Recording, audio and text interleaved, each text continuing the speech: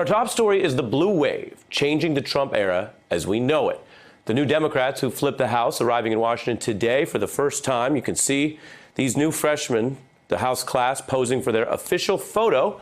And if you know that old saying, this is what democracy looks like, well, we're about to show you what democracy looks like when today's two parties welcome their newly elected members of their caucuses, because it is a stark divide between the new Republican members of Congress that you see here and the new Democratic members of Congress, obviously larger group because Democrats won so many seats. And that group simply looks a lot more like America because it has more women, more diversity than the new GOP members. And this is who Trump has to face starting in January. And that seems to be forcing a change of mood from his first reaction to the election results last week. You're a man who likes to win, but last night was not an absolute victory for you. I'll be honest. I thought it was a very close to complete victory. To paraphrase Daniel Patrick Moynihan, the president's entitled to his own opinion, but not his own facts. And since Trump talks so much about, well, winning, he certainly knows the fact that Democrats won more seats than they have in 4 decades. And that's far closer to a complete loss for Trump than a, quote, complete victory. Here is another sign that Donald Trump knew he was lying when he said that. Trump flailing, openly speculating about firing members of his cabinet, I should say, reports he's upset about this loss, brooding over the Florida recount that has the prospect of potentially becoming another Democratic victory, though Republicans are still up by a hair. Reports that he's sulking over key races that Republicans lost, a stampede that continues tonight because there are new results from California that give Democrats another House seat. 9 more races undecided, meaning the rookie list that we showed you earlier tonight, well, it could grow to have even more Democrats. At the end of the day, what we're looking at now is that elections have consequences. Elections show where the voters stand. And even when elections are messy, like these races that have taken more than a week of counting to even get the final results, in the end, let's be clear, we do see where the voters stand. And right now, across the nation, the voters are standing up against Trumpism, having tasted 2 years of it by that very large margin. And they're standing up for changing Congress as we know it. You see it right here, turning this Congress into a younger, more female, more diverse governing institution and a more democratic one. And that's where the power is headed for these next 2 years. And the president knows it, even if he lies to his own supporters about what happened, which is part of why these leaks from inside the White House are now casting him as retreating into a cocoon of bitterness and resentment.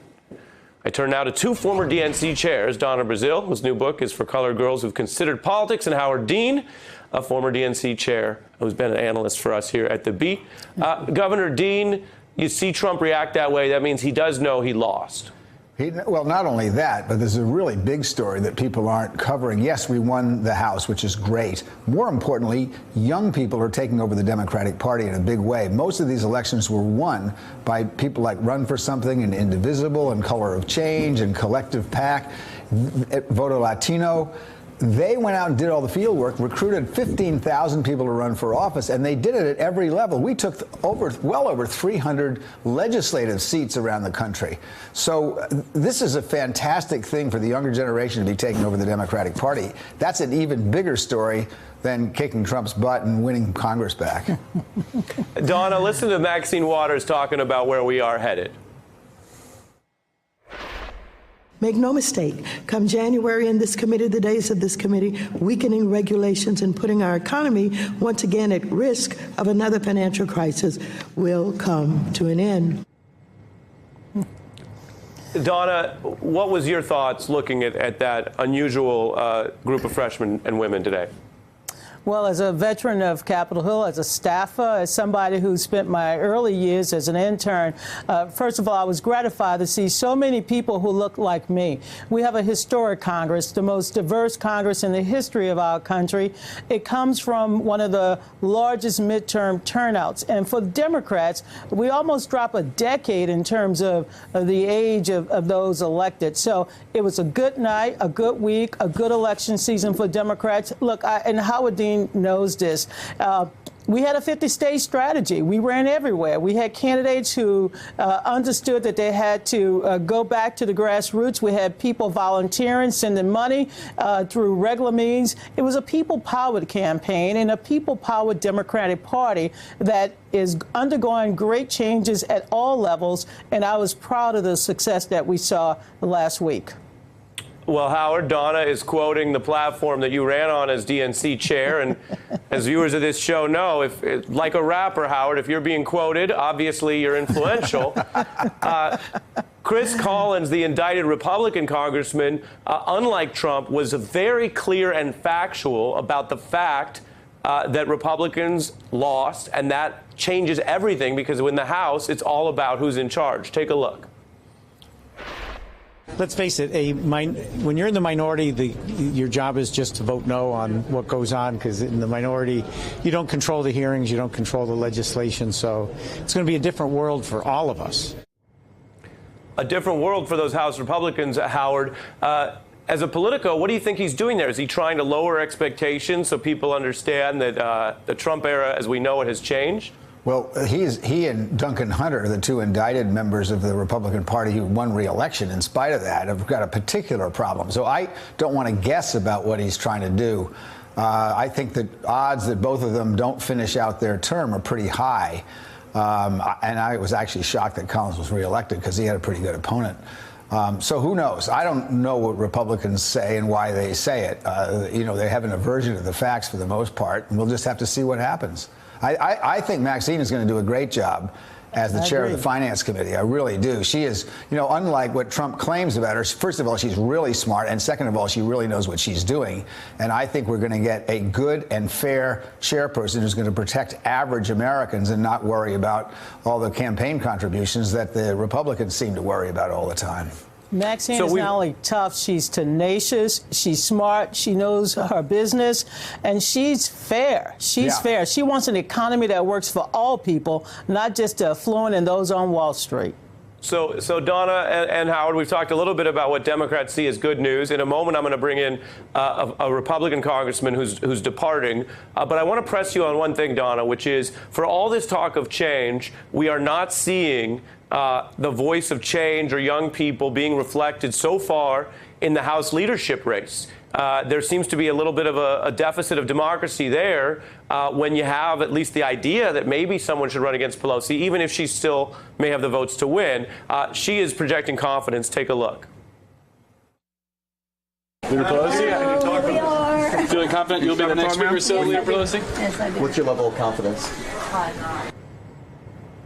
Now, obviously, on behalf of reporters, I will say, we ask those questions. They're not the best questions. Of course, she's going to say high confidence, Donna. What else is she going to say? But more broadly, and I know that you've been very supportive of her, but wouldn't it be good for the Democrats, with all of this new blood, so to speak, to actually have a more robust, open race for Speaker? I mean, that's part of why when Howard Dean ran for president, people said, we've got to stick with the establishment. And there was the idea, no, a big, open, wide race is good.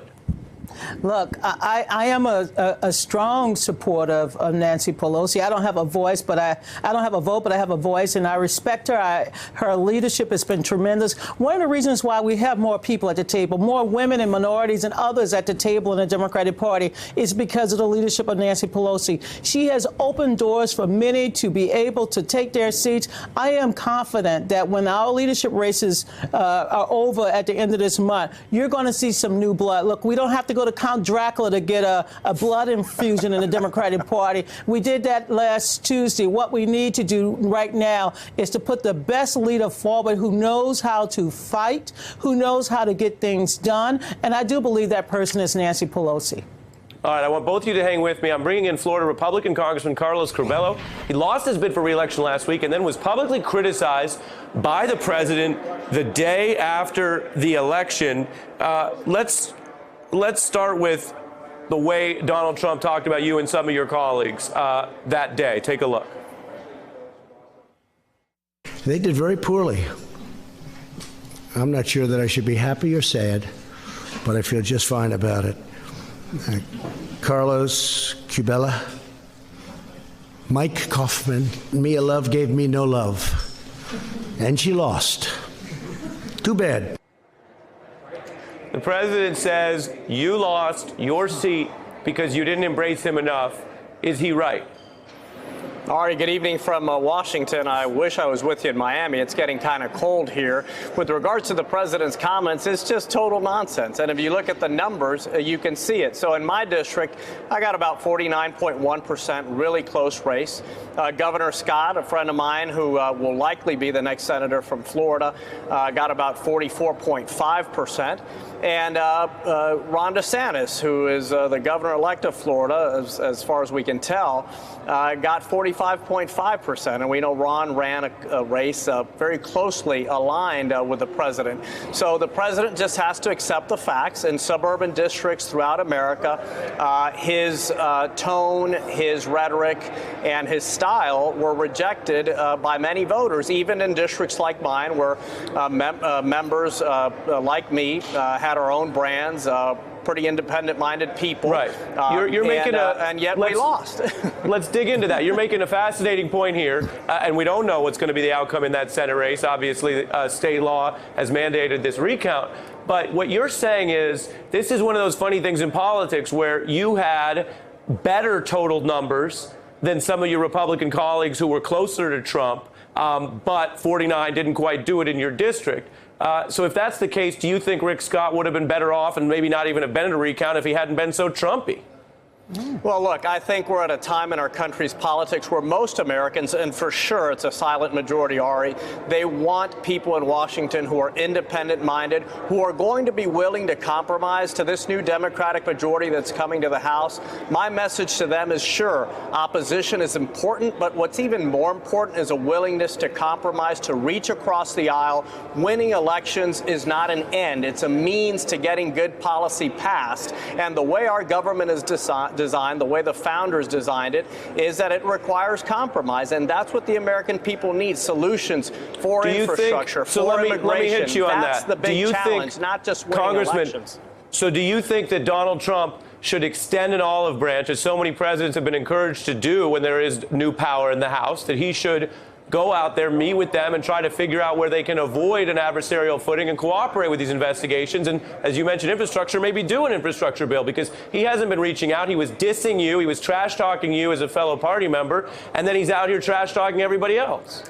That's right, Ari. I think President George W. Bush showed a great example of that in 2006 when Democrats took over Congress.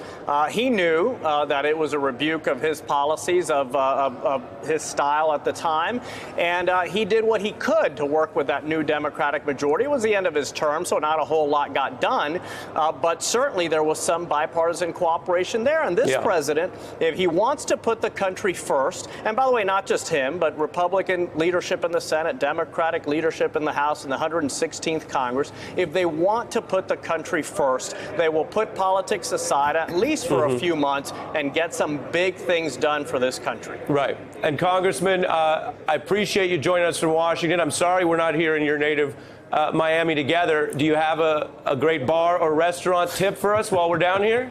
There are a bunch of great places in Miami. If I tell you one, I'll get in trouble because I have a lot of friends down there. But I had the great honor of representing the Florida Keys for 4 years. So if you're willing to make the drive down, go to Key Largo and have some fresh fish. And for everyone out there, it's about 80 degrees in Miami. Ari can confirm that. If you're feeling cold, I can confirm. Come on down. There it is, a pitch for your constituents' local tourism business. Maybe we'll all do it. I know that Donna also has a lot of good taste in seafood, if I remember correctly. Yes, absolutely. Right. They are great bars and Thanks for restaurants. I agree. And we'll leave Howard in Vermont with the maple syrup. Yeah, that's his problem. Hey, I'm Ari Melber from MSNBC. You can see more of our videos right here, or better yet, subscribe to our YouTube channel below. You could have been anywhere in the world, but you're here with us, and we appreciate that.